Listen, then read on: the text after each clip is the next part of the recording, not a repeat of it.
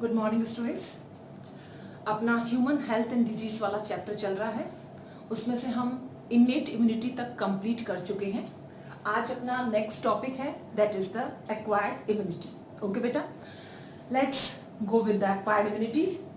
हाँ जी, सबसे पहले एक्वायर्ड इम्यूनिटी बेसिकली है क्या? ये वो इम्यूनिटी है जो आपकी बॉडी अपनी लाइफ टाइम में क्या कर रही है, गेन कर रही है। ठीक है ना? सो this is the immunity which your body gain throughout your life span. Okay, so it is immunity gained by your body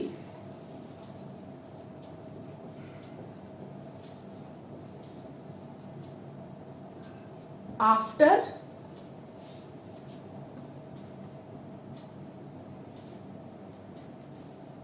infection or encounter with microorganism or encounter with some microorganism। तो सबसे पहली बात, ये आपको by birth नहीं मिली है। आपकी life time में आप जितने जितने एंटीजन के कांटेक्ट में आएंगे वैसे वैसे उस एंटीबॉडी का क्या हुआ है आपकी बॉडी के अंदर सिक्रीशन। ठीक है ना? That is gain in your life span. Okay, next, acquired immunity is present in all the vertebrates.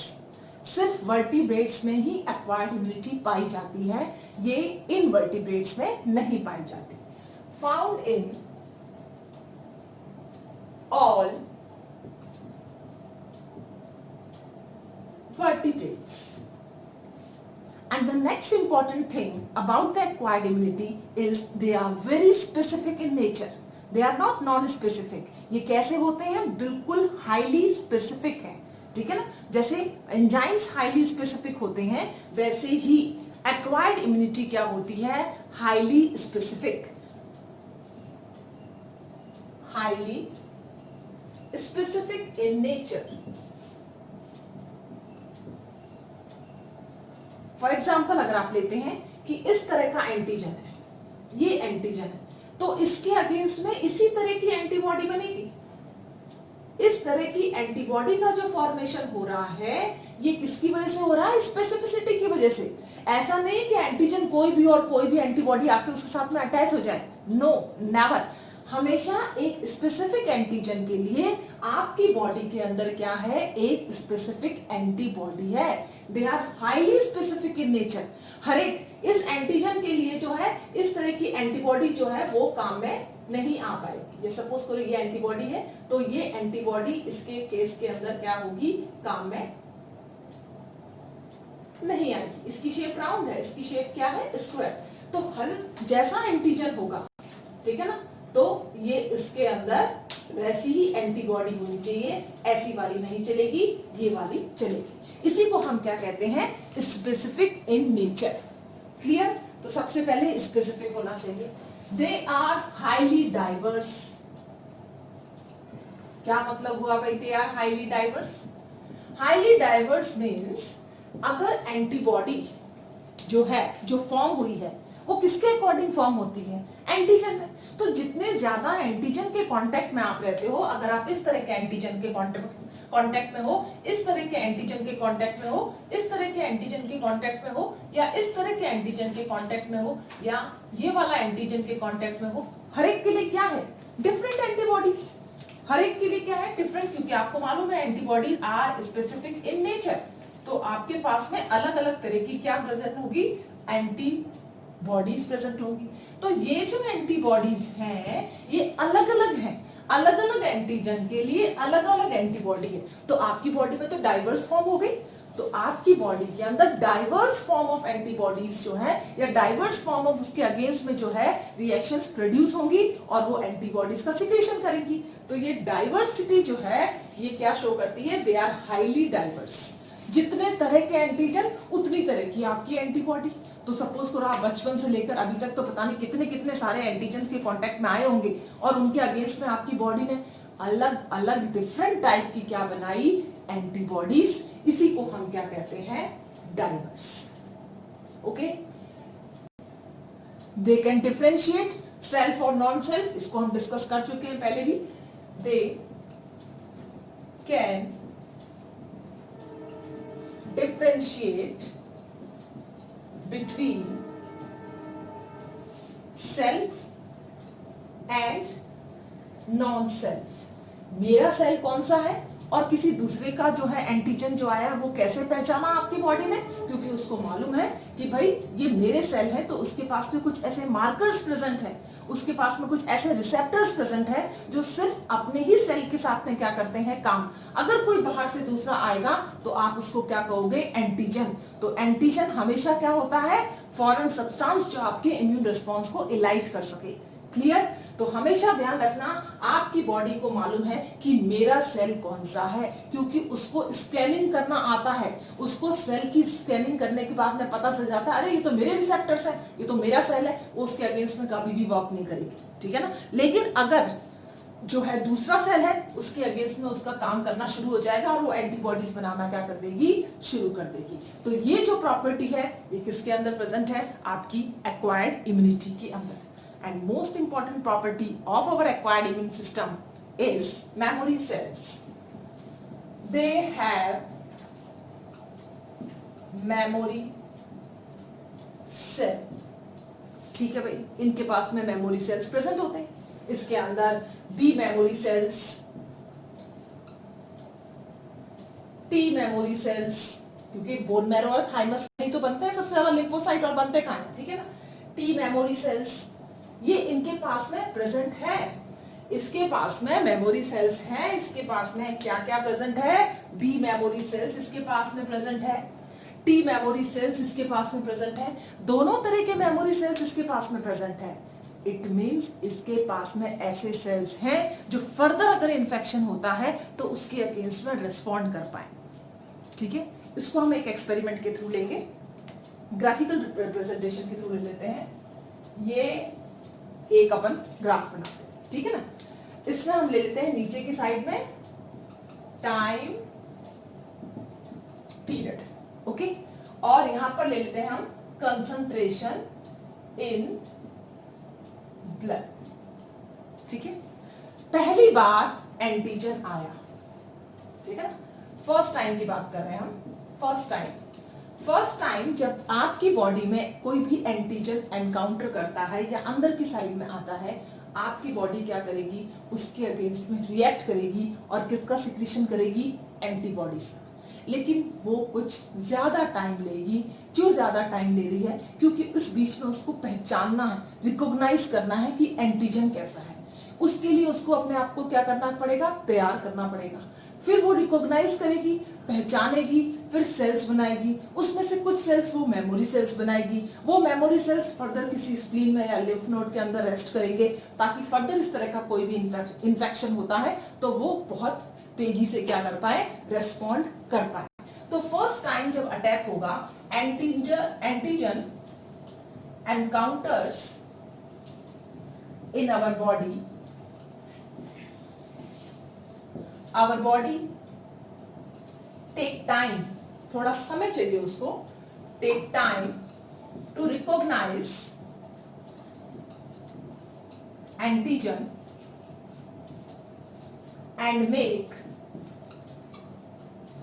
Antibody against it. आपकी बॉडी के अगेंस्ट में, एंटीजन के अगेंस्ट में, सॉरी, वो क्या बनाएगी, एंटीबॉडी। इस तरह के रेस्पॉन्स को, दैट रेस्पॉन्स इज कॉल्ड, कौन सा रेस्पॉन्स कहेंगे हम उसको, primary response, called primary response. ठीक है, तो पहले वाले में ज्यादा टाइम ले रही है और आपने उसको क्या कहा है, प्राइमरी रेस्पॉन्स। फॉर एग्जाम्पल, ये एंटीजन आया, आपकी बॉडी उसको पहचान रही है, रिकॉग्नाइज कर रही है, ठीक है ना। अब ये रिकॉग्नाइज कर रही है, पहचान रही है, उसके बाद में आपकी बॉडी क्या करेगी, ज्यादा समय ले लेगी और तब जाके उस इन्फेक्शन को क्या कर पाएगी, वो कंप्लीट कर पाएगी। तो ये जो रेस्पॉन्ड है, ये वाला रेस्पॉन्ड, इसको आपने क्या कहा है? Primary response. क्या कहा आपने इसको? Primary response. कैसा था ये? स्लो था, ठीक है, बहुत ज्यादा टाइम ले रहा था, ठीक है। धीरे धीरे इसके अंदर क्या बन रहे हैं? रिकॉग्नाइज कर रहा है इसको, ठीक है ना। तो ये रिएक्शन कभी भी फास्ट नहीं होता, ये रिएक्शन क्या हो रहा है? स्लो। क्योंकि इस समय क्या होगा? रिकॉग्निशन होगा कि किस तरह का एंटीजन आया, उसकी पहचान की जाएगी पूरी की पूरी, और उसके अगेंस्ट में फिर फर्दर आर्मी को तैयार करा जाता है एंटीबॉडीज की। तो आर्मी उसके अगेंस्ट में क्या होगी? तैयार होगी। तो इस रिएक्शन को हमने क्या कहा? दैट इज स्लो रिएक्शन, ठीक है। अब जब ये रिएक्शन हुआ तो कोई भी आपकी बॉडी के अंदर फर्दर कोई भी चीज चल रही है, तो जब भी रिएक्शन करेगी तो उसके अगेंस्ट में आपकी बॉडी क्या बना रही होगी? एंटीबॉडीज बना रही होगी। तो एंटीबॉडीज का क्या हो रहा है इसके अंदर? सिक्रीशन। अब ये एंटीबॉडीज का सिक्रीशन हो रहा है, तो ये एंटीबॉडीज जो है कुछ क्या बनाएगी? Memory cells. प्लीज रिमेंबर, जैसे ही एंटीजन आपकी बॉडी में जाता है, आपके बी सेल्स और टी सेल्स एक्टिव हो जाते हैं। B cell and T cell क्या होंगे? एक्टिव। और जैसे ही वो एक्टिव होंगे, उसके अगेंस्ट में क्या बनना शुरू होगी? जैसे बी सेल एक्टिव हो गया तो उसके अगेंस्ट में क्या बनना शुरू हो गया? एंटीबॉडीज। जब ये एंटीबॉडीज बनेगी तो उसमें कुछ पार्ट क्या बन जाएगा? मेमोरी बी सेल्स का भी बनेगा। अब ये मेमोरी बी सेल्स कहां चले जाएंगे? ये चले जाएंगे स्प्लीन के अंदर, या फिर ये जा सकते हैं लिम्फ नोड के अंदर, ठीक है ना। ये कहां चले गए? लिम्फ नोड में, और वहां पर क्या करेंगे? रेस्ट। तो पहले जो एंटीजन आया था आपकी बॉडी में, उसकी शेप ऐसी थी। सेम वैसा ही एंटीजन आपकी बॉडी में फिर एनकाउंटर करता है, ठीक है। ये फिर आया, इस बार आपकी बॉडी ने रिएक्शन करा और बहुत फास्ट रिएक्शन करा और उसको क्या कर दिया? किल कर दिया।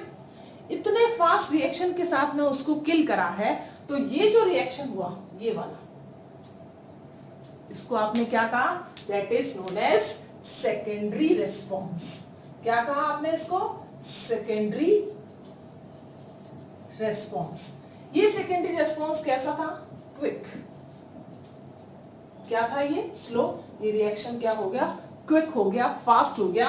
इसके अंदर जो एंटीबॉडीज बनी थी, इसके अंदर उसके डबल अमाउंट के अंदर एंटीबॉडी बनी। इसका जो टाइम पीरियड खर्च हुआ था, उसके आधे टाइम पीरियड के अंदर ये क्या हो गया? कंप्लीट। तो it take less time and the reaction is quick. It take more time and reaction is slow. Take more time, that is slow reaction. ये कैसा रिएक्शन है? क्विक, या फिर आप इसको कह सकते हो फास्ट रिएक्शन, ठीक है ना। तो फास्ट रिएक्शन होता है किसका? सेकेंडरी रेस्पॉन्स का।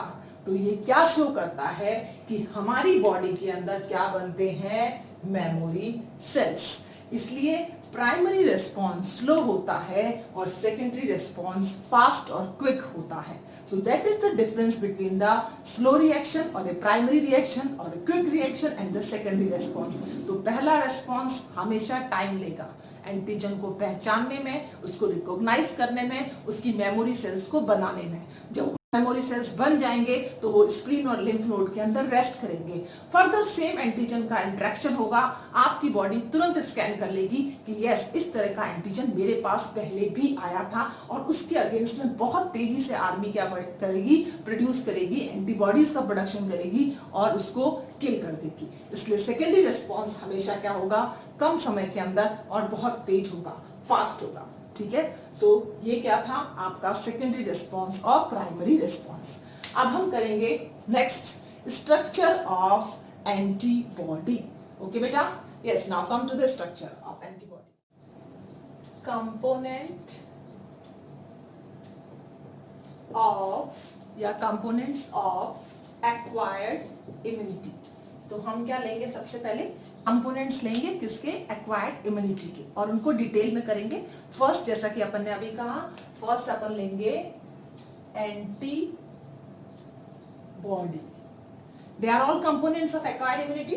सेकेंड, एंटीजन्स को स्टडी करेंगे अपन। थर्ड, अपन लेंगे that is antigen presenting cells. Antigen presenting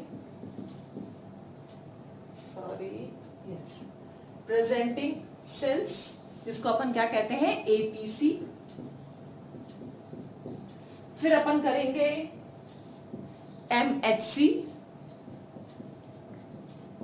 that is major histocompatibility complex, major histocompatibility complex. Next अपन करेंगे जितने भी अपने प्राइमरी लिम्फोइड ऑर्गन्स हैं उनको। फिर प्राइमरी लिम्फोइड ऑर्गन्स आपको मालूम है कौन कौन से हैं, that is the bone and the bone marrow and the thymus. दोनों ही की स्टडी अपन लोग करेंगे, bone marrow and thymus. Next अपन लेंगे secondary lymphoid organ, secondary lymphoid organ. तो ये सारे के सारे क्या है बेटा, these are all components of acquired immunity. इन सब के थ्रू ही एक्वायर्ड इम्यूनिटी जो है वो आपकी बॉडी में प्रोड्यूस होती है, बनती है। ये सभी कंपोनेंट्स हैं। जब आप ये सारे कंपोनेंट्स पढ़ेंगे इट मींस अब तब जाके आपका एक्वायर्ड इम्यूनिटी जो है वो क्या होगा, कंप्लीट। फर्स्ट नंबर ले लेते हैं इसके अंदर एंटीबॉडी। एंटीबॉडी के अंदर आपको मालूम होगा कि अपन ने प्लाज्मा में क्या पढ़ा था, प्लाज्मा, प्लाज्मा सबको याद है, ब्लड का वो पोर्शन जो जिसके अंदर सबसे ज्यादा वाटर कंपोनेंट होता है, 55% जो है पोर्शन, उसको हम क्या कहते हैं, प्लाज्मा। प्लाज्मा में आपने पढ़ा था एल्बुमिन। एल्बुमिन क्या करता है, वाटर होल्डिंग कैपेसिटी किसके पास में है, एल्बुमिन के पास में। यही ब्लड के अंदर वाटर के एब्जॉर्प्शन को क्या करेगा, मेंटेन। वाटर के एब्जॉर्प्शन से ऑस्मो रेगुलेशन को मेंटेन करेगा कौन, एल्बुमिन। सो एल्बुमिन का सबसे इंपॉर्टेंट रोल क्या था, दैट इज ऑस्मो रेगुलेशन, या फिर आप कह सकते हो डायरेक्टली, और वाटर एब्जॉर्प्शन। ठीक है, और ये जो एल्बुमिन था ये कितने टाइप के थे, 3 टाइप के थे। कौन कौन से, अल्फा, बीटा और गामा। आपको किसमें कंसंट्रेट करना है, दैट इज द गामा। यही गामा है जो क्या बनाएगा, that is gamma globulin protein. और यही गामा ग्लोबुलिन जो है आगे जाके क्या बनाते हैं, एंटीबॉडीज का क्या करते हैं, सिक्रीशन करते हैं। ओके, सो ये गामा जो प्रोटीन है, गामा प्रोटीन, ये आगे जाके क्या बना रहा है, दैट इज इम्यूनोग्लोबुलिन। तो इम्यूनोग्लोबुलिन कहां से अराइज हुए, आपके ब्लड के प्लाज्मा के एल्बुमिन से। ठीक है ना, गामा एल्बुमिन आप क्या कर रहे हो, पढ़ रहे हो, और वही क्या बनाएगा आगे जाके एंटीबॉडीज। तो जितनी भी एंटीबॉडीज आप पढ़ोगे, डिफरेंट डिफरेंट टाइप की एंटीबॉडीज, वो सब आप किसके अंदर पढ़ रहे हो, आईजी के अंदर पढ़ रहे हो, इम्यूनोग्लोबुलिन के अंदर पढ़ रहे हैं। तो प्लीज इस चीज का ध्यान रखें कि एंटीबॉडीज किससे बनी हुई होती है, एंटीबॉडीज बनी हुई होती हैं इम्यूनोग्लोबुलिन से। ठीक है ना, तो ये एंटीबॉडीज का नेचर आपको समझ में आ गया। लेकिन ये एंटीबॉडीज कौन सा सेल बनाता है, ठीक है ना, कौन सा लिम्फोसाइट का कौन सा सेल जो है इसको बनाएगा, वो सेल कौन से होते हैं, plasma cell. These plasma cell form antibodies. Clear, तो हम क्या पढ़ रहे हैं, एंटीबॉडी। एंटीबॉडीज किसकी बनी हुई होती है, इम्यूनोग्लोबुलिन की। एंटीबॉडीज किससे बनी हुई होती है, दैट इज द इम्यूनोग्लोबुलिन। ठीक है ना, दैट इज ग्लाइकोप्रोटीन नेचर है ये क्या है, ग्लाइकोप्रोटीन। तो प्लीज इस चीज को ध्यान रखें कि आपका आईजी, सॉरी, आपका जो आईजी वाला पोर्शन है दैट इज इम्यूनोग्लोबिन, वो क्या है, ग्लाइकोप्रोटीन। और ये ग्लाइकोप्रोटीन बेसिकली क्या है, एंटीबॉडीज, जो किसकी वजह से बनी, प्लाज्मा सेल ने क्या करा, इसका सिक्रीशन। नेचर क्या है उसका, ग्लाइकोप्रोटीन। क्लियर, अगर अब आपसे कोई पूछ रहा है कि कौन से सेल्स एंटीबॉडी बनाते हैं, तो प्लाज्मा सेल्स एंटीबॉडी बनाते हैं। ठीक है, इसको भी हम डिटेल में करेंगे जब हम लिम्फोइड ऑर्गन करेंगे। तो प्लाज्मा सेल कहाँ से आए वो भी हम करेंगे। तो प्लाज्मा सेल से बेसिकली क्या बनी, एंटीबॉडीज। नेचर कैसा है उसका, किस चीज की बनी हुई होती है, वो इम्यूनोग्लोबुलिन से बनी हुई होती है, आईजी। ये आईजी कहाँ से आया, ये आया आपका गामा एल्बुमिन से। क्लियर। अब एंटीबॉडी का नेचर कैसा है, ग्लाइकोप्रोटीन, ग्लाइकोप्रोटीनिशियस नेचर पाया जाता है किसका, एंटीबॉडी का। क्लियर। तो अब हम लेंगे सबसे पहले एंटीबॉडी का structure. Our first component of acquired immunity हम ले रहे हैं एंटीबॉडी। एंटीबॉडी जो बेसिकली क्या है, ग्लाइकोप्रोटीन इन नेचर। कैसा नेचर है इसका, ग्लाइकोप्रोटीन इन नेचर। क्लियर। तो ये ग्लाइकोप्रोटीन इन नेचर का होगा। और साथ साथ में ये जो है आपका एंटीबॉडी जो है स्पेशली किस तरह का स्ट्रक्चर है, that is 4 polypeptide chain. 4 polypeptide chain. इसमें से 2 तो कैसी है, हैवी चेन, और 2 कैसी है, लाइट चेन। 4 पॉलीपेप्टाइड है, 2 हैवी एंड 2 लाइट चेन जो है स्ट्रक्चर किसका पाया जाता है, एंटीबॉडी का। अगर आपसे पूछा जाता है एंटीबॉडी किसका पार्ट है, तो एंटीबॉडी पार्ट है किसका, दैट इज ह्यूमरल इम्यूनिटी। ठीक है ना, पार्ट ऑफ ह्यूमोरल यानी कि ब्लड इम्यूनिटी।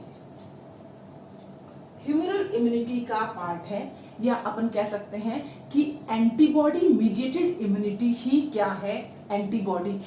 ठीक है ना। तो जो भी इसको हम क्या कहते हैं, AMI भी कहते हैं, दैट इज एंटीबॉडी के थ्रू जो डेवलप होती है हमारे अंदर इम्यूनिटी, एंटीबॉडी मीडिएटेड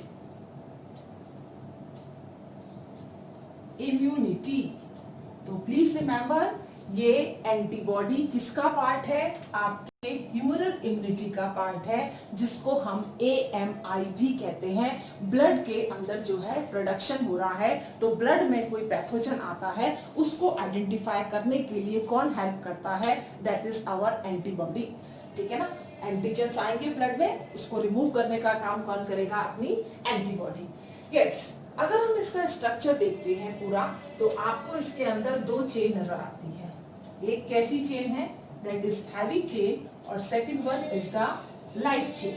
तो पहली जो आपको चेन नजर आ रही है इसके अंदर, वो कैसी चेन है, ये वाली,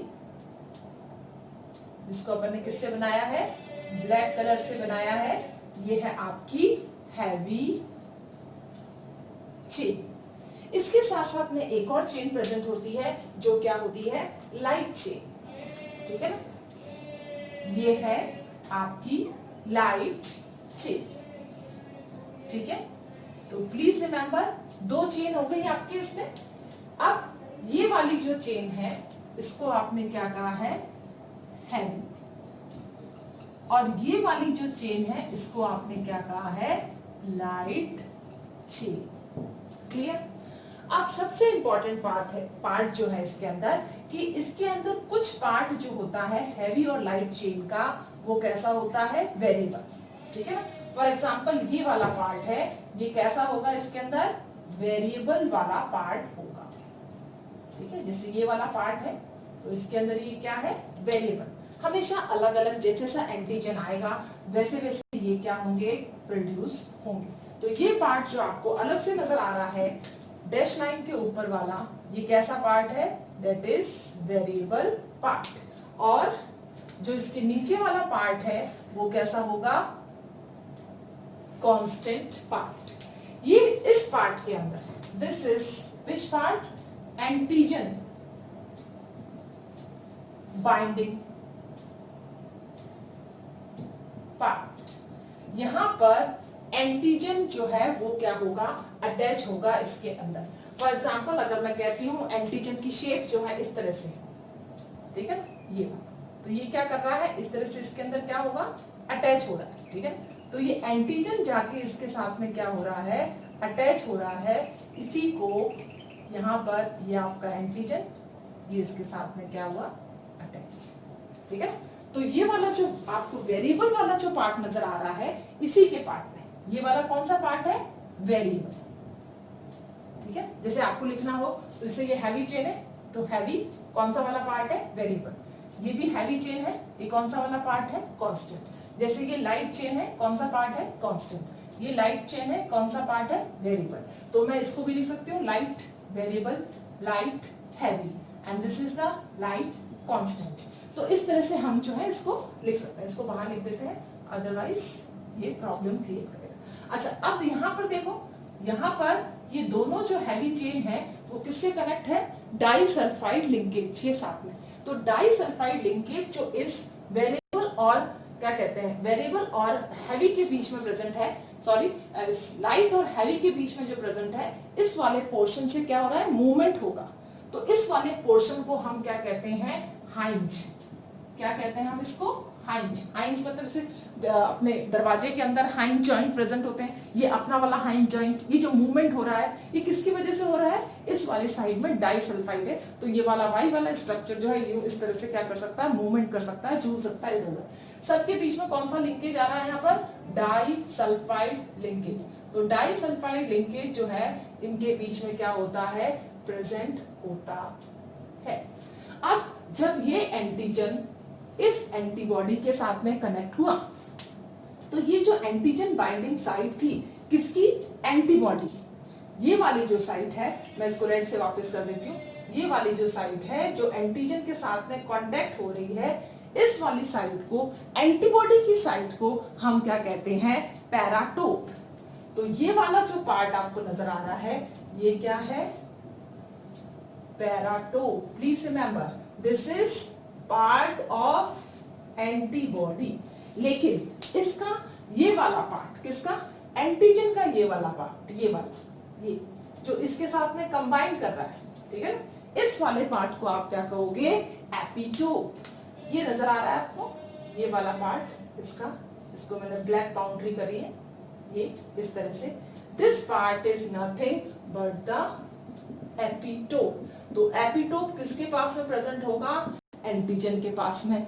पैराटोप किसके पास में प्रेजेंट होगा? एंटीबॉडी के पास में प्रेजेंट होगा। इस चीज का ध्यान रखें, जो एंटीजन बाइंडिंग साइट है वो किससे अटैच हो रही है? एंटीबॉडी के पैराटोप से। क्या अटैच हो रहा है? एंटीजन का एपिटोप अटैच हो रहा है। तो एपिटोप और पैराटोप का रिएक्शन हो रहा है। यहाँ पर कौन मिल रहे हैं? ये एपिटोप, और ये कौन मिल रहा है? पैराटोप। क्लियर? तो ये वाला कौन सा पार्ट हो गया? हैवी चेन है। कौन सा पार्ट है? वेरिएबल। मैं लिख सकती हूँ ये कैसा पार्ट है? लाइट चेन का वेरिएबल। तो वेरिएबल पार्ट भी होता है और कांस्टेंट पार्ट भी होता है, ठीक है ना। इसको फ्रेगमेंट कांस्टेंट कह सकते हैं, हम इसको फ्रेगमेंट एंटीजन बाइंडिंग भी कह सकते हैं। नीचे की साइड में हमेशा आपको मालूम है CO नेगेटिव ग्रुप यहाँ पर प्रेजेंट होगा, और यहाँ पर क्या प्रेजेंट है? NH2, और ये भी क्या है? NH2। ये वाला भी कौन सा है? NH2, और ये भी क्या है? NH2। तो एक साइड N ग्रुप है और एक साइड क्या है? COH वाला जो ग्रुप है, कार्बोक्सिलिक एसिड वाला वो ग्रुप। तो ये पूरा क्या है? Glycoprotein structure.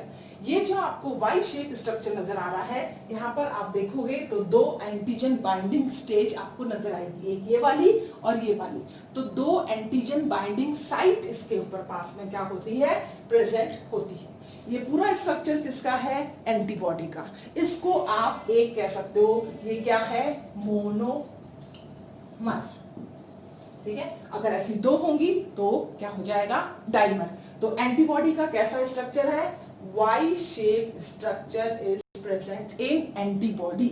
एक हैवी चेन है, तो हैवी चेन हमने इसको क्यों कहा है? बिकॉज इसका जो वेट है वो 50,000 किलो डाल्टन है, ठीक है। और ये आपकी लाइट चेन हमने क्यों कहा है? बिकॉज इसका वेट 25,000 किलो डाल्टन है। तो just according to the molecular weight आप इसको लाइट और हैवी चेन क्या कर रहे हैं? डिस्टिंग्विश कर रहे हैं।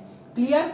अब ये कितने टाइप की होती है? ये 5 टाइप की है। इसको हम टेबुलेटेड मैनर के अंदर क्या करेंगे, तब उससे अपन को ज्यादा उनके डिफरेंसेस और याद करने में थोड़ी सी क्या होगी? आसानी होगी। So this is the general structure of the antibody. Okay, now come to the different types of different types of antibody. Different types of antibody. हम यहाँ पर क्या लेंगे, डिफरेंट टाइप्स लेंगे। यस बेटा, देखो कौन कौन सी टाइप है, इम्यूनोग्लोबिन जी, सेकंड आ जाएगा आपका इम्यूनोग्लोबिन ए, थर्ड आ जाएगा आपका इम्यूनोग्लोबिन एम, पास करेंगे इसको, यस, फोर्थ आ जाएगा आपका इम्यूनोग्लोबिन डी, एंड लास्ट आ जाएगा आपका इम्यूनोग्लोबिन ई। तो टोटल कितने इम्यूनोग्लोबिन्स हो गए, कितनी टाइप हो गई, दैट इज द 5। ठीक है ना, इसको हम थोड़ा सा टेबलेटेड मैनर के अंदर करेंगे ताकि आपको याद करने में आसानी हो। यस, अब हम सबसे पहले लेते हैं first type, that is IgG। अब आप इनका जो है अरेंजमेंट देखोगे किसके बेसिस पे, देयर अकरेंस इन नेचर। सबसे ज्यादा मोस्ट अबेंडेंट जो है दैट इज IgG, 70 to 75%। कौन है, IgG गामा ग्लोबुलिन। और जो अल्फा ग्लोबुलिन है इसका परसेंटेज है that is 10 to 15%। Next is the IgM। IgM का जो परसेंटेज है वो अप्रोक्सीमेटली कितना है, 5%। IgD that is 2 to 3%, and IgE that is less than 1%.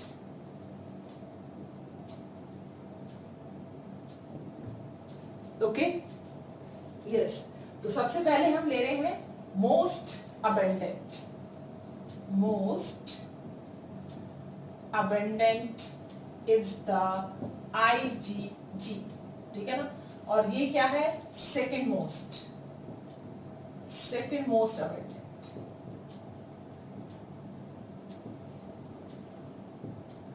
हाँ जी, तो पहला हमने इसकी परसेंटेज ली। अब परसेंटेज की बेसिस पे आपको मालूम है IgG सबसे बड़ा है। अब हम इसका लेंगे क्या, स्ट्रक्चर, कि किस तरह का स्ट्रक्चर जो है इसमें प्रेजेंट होता है। तो सबसे इंपॉर्टेंट इसका स्ट्रक्चर कैसा है, दैट इज मोनोमेरिक। कैसा स्ट्रक्चर नजर आ रहा है इसको, वाई शेप। अब इसको क्या कहेंगे, मोनोमेरिक, यानी कि इसके पास में टोटल एंटीजन बाइंडिंग साइट कितनी है, 1 और 2। ये क्या है, एंटीजन बाइंडिंग साइट। इस एंटीजन बाइंडिंग साइट को आप पैराटोप भी कह सकते हैं। अगर मैं इसको कहूं कि इसके अंदर, बिकॉज एंटीजन बाइंडिंग साइट क्या होती है, that is known as the paratope. Paratope क्या है, एंटीबॉडी का पार्ट जो अटैच होता है किससे, एंटीजन से। तो जो पैराटोप है वो किसके अंदर प्रेजेंट होता है, एंटीबॉडी के अंदर। ठीक है ना, और जो एपिटोप है वो किसमें प्रेजेंट है, एंटीजन में। तो अगर मैं इसे पूछा जाता है कि इसमें कितनी एंटीजन बाइंडिंग साइट्स हैं, तो मैं क्या कहूंगी, 2।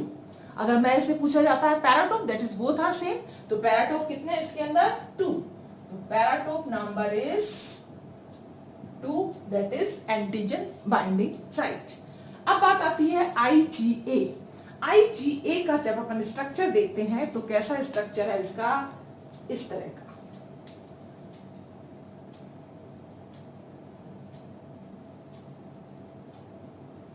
ये कौन सा स्ट्रक्चर हो गया, बीच में एक चेन होती है, उस चेन को हम क्या कहते हैं, J चेन। ठीक है, और साथ में क्या प्रेजेंट है, ये वाली आपकी लाइट चेन। तो ये क्या स्ट्रक्चर बन गया है, दैट इज डाइमेरिक। 2 आ गए हैं। कितने पैराटोप्स होंगे इसके अंदर, या कितनी एंटीजन बाइंडिंग साइट होगी, 1, 2, 3, 4। That is paratope is 4 in number. Okay. Next अपन आ जाते हैं IgM के अंदर, जो सबसे ज्यादा क्या है, हैवीएस्ट, सबसे भारी चीज से अपन कहते हैं हैवीएस्ट एंटीबॉडी कौन है, IgM। जब हम इसके स्ट्रक्चर की बात करते हैं तो इसका स्ट्रक्चर कैसा है, इस तरह से इसके अंदर 1 2 3 4 और ये 5, ये क्या है? एंटीबॉडीज जो किससे अटैच हैं? एक चेन से अटैच हैं, जिस चेन को आपने क्या कहा है? That is J chain. तो बीच वाली जो चेन आपको नजर आ रही है, ये वाली, ये चेन कौन सी है? जे चेन। ठीक है, अब साइड देखिए आप, 1 2 3 4 5 6 7 8 9 10। कितने पैराटोप है इसके अंदर? 10, यानी कि 10 क्या है? Antigen binding site. कितने हैं ये? It is pentamer. इसका स्ट्रक्चर कैसा है? पेंटामर। और पैराटोप कितने आगे इसके अंदर? That is 10। अब हम आईजीडी की बात करते हैं।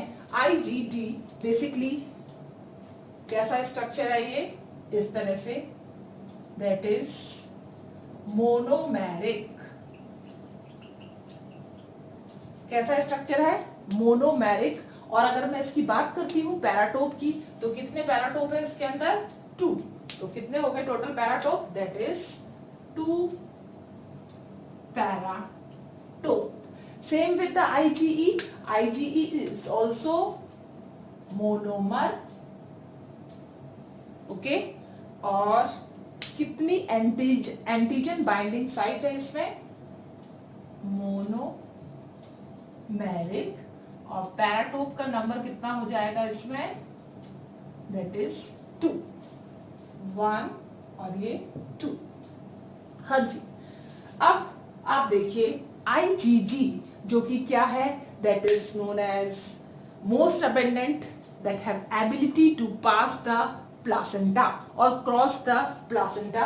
ये इसका सबसे इंपॉर्टेंट फीचर है, दैट इज क्रॉस प्लासेंटा। तो अगर आपसे पूछा जाता है कि एम्ब्रियो को कौन इम्यूनिटी प्रोवाइड करता है, तो वो कौन प्रोवाइड करेगा? आईजीजी। ठीक है ना? So IgG provide immunity to embryo. किसको दे रहा है इम्यूनिटी? That is embryo. अगर मैं आईजीए की बात करती हूं, तो प्लीज रिमेंबर आपकी बॉडी में जितने भी सिक्रीशंस हैं, चाहे वो कोई भी सिक्रीशन हो, सलाइवा का सिक्रीशन हो, गैस्ट्रिक जूस का सिक्रीशन हो, इंटेस्टिनल जूस का सिक्रीशन हो, बॉडी का कोई भी सिक्रीशन हो, हर सिक्रीशन के अंदर, इवन मिल्क का सिक्रीशन, कोलेस्ट्रॉल जो है, वो सारे सिक्रीशन के, आइस का सिक्रीशन, टीयर्स जो हैं, ये सारे सिक्रीशन के अंदर कौन सी एंटीबॉडी प्रेजेंट है? ए। So that is present in all body secretions। सभी सिक्रीशंस के अंदर प्रेजेंट है। Example cholesterol. तो डायरेक्टली आपसे पूछा जाता है कोलेस्ट्रॉल के अंदर कौन सी एंटीबॉडी है, तो आपको मालूम होना चाहिए आईजीए। तो बेसिकली ये क्या प्रोवाइड कर रही है? ये इम्यूनिटी प्रोवाइड कर रही है। किसको? म्यूकस मेम्ब्रेन को। ठीक है, so please remember this is the important function of IgA, provide immunity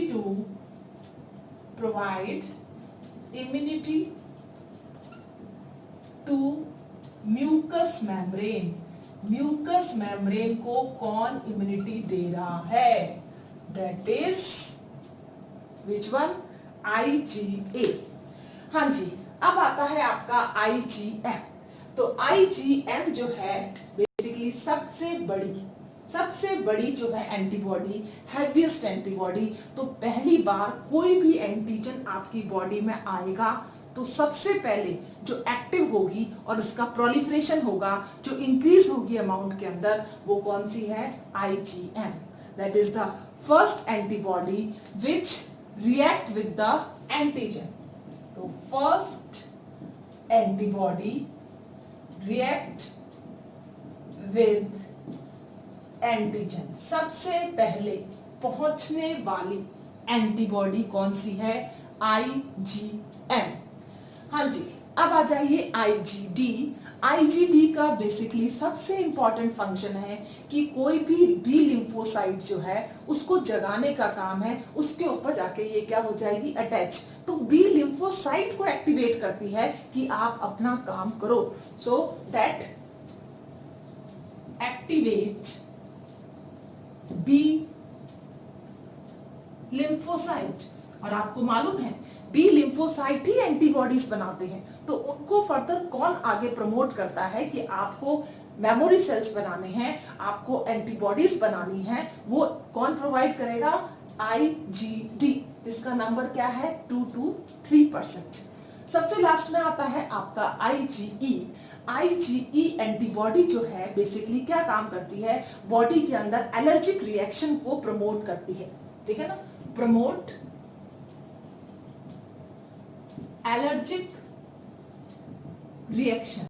अब ये कैसे प्रमोट करेगी एलर्जिक रिएक्शंस को, ये क्या करेगी, कोई भी जैसे आपके मास्ट सेल वगैरह हैं, उन मास्ट सेल से क्या करेगी, हिस्टामाइन का सिक्रीशन करवाएगी, ठीक है ना। इस तरह की एक्टिविटीज जो है वो कौन करेगी, आईजीई। तो यही प्रमोट करती है, यही जाके मास्ट सेल पे जाके अटैच हो जाएगी। फॉर एग्जांपल ये मास्ट सेल है, इस मास्ट सेल पर, ये मास्ट सेल है, इस मास्ट सेल पर कौन जाके अटैच हो गई, आईजीई। आईजीई एंटीबॉडी जाके क्या हो गई है, अटैच। और अटैच होने के बाद यही इसमें से क्या करेगी, हिस्टामाइन का सिक्रीशन कराएगी। और इसी हिस्टामाइन के सिक्रीशन की वजह से क्या होगा, दैट इज एलर्जी। तो एलर्जी इसी से प्रोड्यूस होती है। तो एलर्जिक रिएक्शन का काम कौन करता है, आईजीई। तो बेसिकली कितने टाइप्स ऑफ एंटीबॉडीज हैं, gamma, alpha, mu, delta and epsilon. So these are type, that is gamma, और ये कौन सी हो गई आपकी, अल्फा, ये कौन सी हो गई, mu, and this one is delta, और ये लास्ट में एप्सिलॉन। तो 5 तरह की एंटीबॉडीज का सिक्रीशन कौन कर रहा है, आपके प्लाज्मा सेल्स। ओके बेटा, clear. Functions of antibody, functions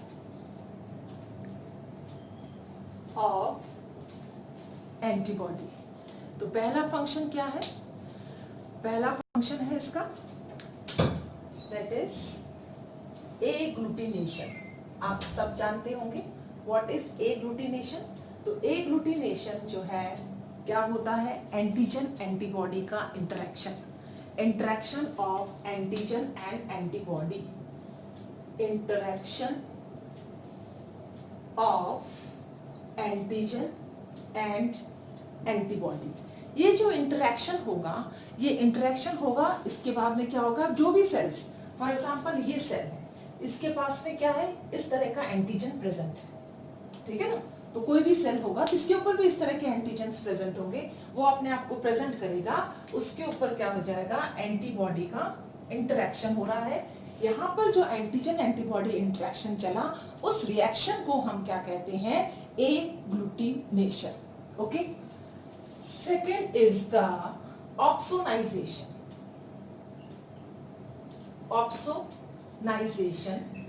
opsonization basically क्या होता है, इसके अंदर जो हैवी एंटीबॉडीज हैं, जैसे कि आईजीएम, या हैवी ना भी हो, कोई भी एंटीबॉडी अगर आ जाती है, वो इस एंटीजन के साथ में क्या करेगी, इंटरेक्ट। जैसे ही एंटीबॉडी ने इसके साथ में इंटरेक्ट करा, तो यहाँ पर सपोज करो मैक्रोफेज घूम रहा था, this is the macrophage present in the tissue. ये मैक्रोफेज क्या होगा, अट्रैक्ट होगा। किसकी वजह से अट्रैक्ट हुआ है, क्योंकि इसके पास में एंटीजन एंटीबॉडी इंटरेक्शन हुआ है। तो ये जो अट्रैक्शन है, ठीक है ना, of phagocytosis, phagocytic cell towards the antigen antibody interacting site is known as the opsonization.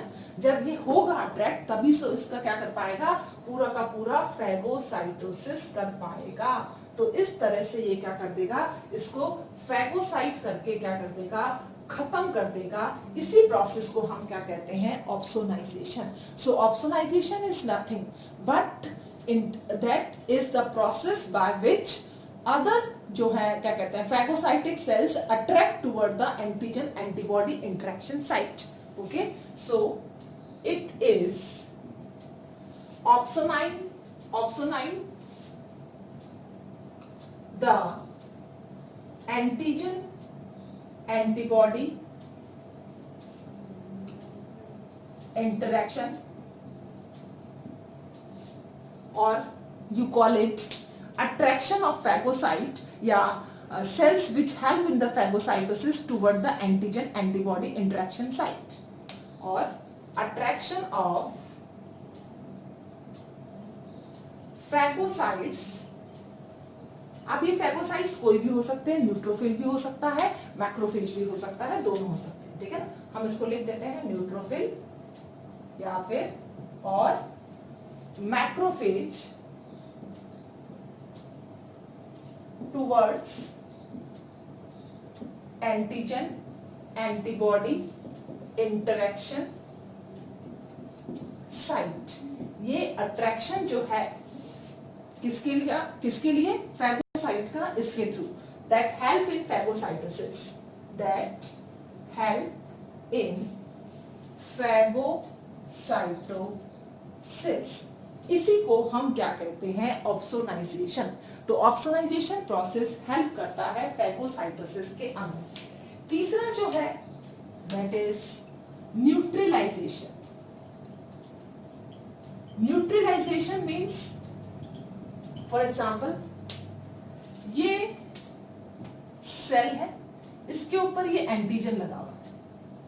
ठीक है ना, हो सकता है इसके अंदर भी होता है, ये इसके बाहर है. बाहर होगा तभी एंटीबॉडी काम कर पाएगी, अगर अंदर है तो एंटीबॉडी काम नहीं कर पाएगी. अब ये बाहर की साइड में एंटीजन लगा हुआ है. अब ये कैसा सेल है, वर्युलेंट. वर्युलेंट मतलब इसके पास में ये डिजीज कॉज कर सकता है, having capacity to causing disease. अगर इस वर्युलेंट सेल पर एंटीबॉडी आकर के अटैच हो गई, इसके ऊपर क्या हो गया, एंटीबॉडी आकर के क्या हो गई, अटैच हो गई. इस तरह से ये एंटीबॉडी इसके ऊपर आई और अटैच हो गई. अब इसने क्या कर दिया, इस वर्युलेंट को किसमें चेंज कर दिया, न्यूट्रल के अंदर, नॉन वर्युलेंट के अंदर चेंज कर दिया. अब ये डिजीज कॉज नहीं कर सकता. Okay, so that is change into the non virulent, that is not cause disease.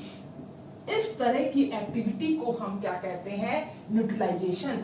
So changes virulent to avirulent form, that is changing of virulent to avirulent form is called neutralization. Clear. Opsonization में तो attraction हुआ था phagocytosis के लिए, ये interaction हो गया एक एंटीजन और एंटीबॉडी का. और न्यूट्रलाइजेशन मतलब changing of virulent into avirulent form. एक और फंक्शन है इसका, fourth, that is known as precipitation. Precipitation मतलब ये हुआ, फॉर एग्जाम्पल अगर कोई एंटीजन था, वो इतना छोटा था कि उसके अंदर अगर कोई अटैच नहीं होगा तो पता नहीं चलेगा, बहुत ही स्मॉल साइज का कोई एंटीजन है. लेकिन अगर एंटीबॉडी उसके साथ में अटैच होगी तो वो क्या हो जाएगा, हैवी. और हैवी होके वो कौन से फॉर्म में चेंज जाएगा, सॉल्युबल से इनसॉल्युबल फॉर्म के अंदर. उसी को हम क्या कहते हैं, प्रेसिपिटेशन. तो यहाँ पर भी क्या हो रहा है, एंटीजन का एंटीबॉडी के साथ में इंटरेक्शन हुआ, but here antigen is small. Antigen is small and soluble. After attaching with the antibody, it becomes insoluble. After attaching with antibody, it becomes precipitate or insoluble. उसी को आपने क्या कहा है, प्रेसिपिटेशन. तो ये कुछ फंक्शंस हैं किसके, एक्वायर्ड एंटीबॉडी के. पहला फंक्शन क्या है, एग्लूटिनेशन करना, इंटरेक्शन ऑफ एंटीजन और एंटीबॉडी. ऑप्सोनाइजेशन करना, फैगोसाइट को अट्रैक्ट करना, न्यूट्रलाइजेशन वरियोलेंट को एवरियोलेंट फॉर्म के अंदर चेंज कर देना, प्रेसिपिटेशन सॉल्युबल को इनसॉल्युबल फॉर्म के अंदर चेंज कर देना। ओके, तो अपना एक्वायर्ड इम्यूनिटी का टॉपिक होता है complete. If you have any query please ask me in the Telegram group और in comment box. Okay, thank you.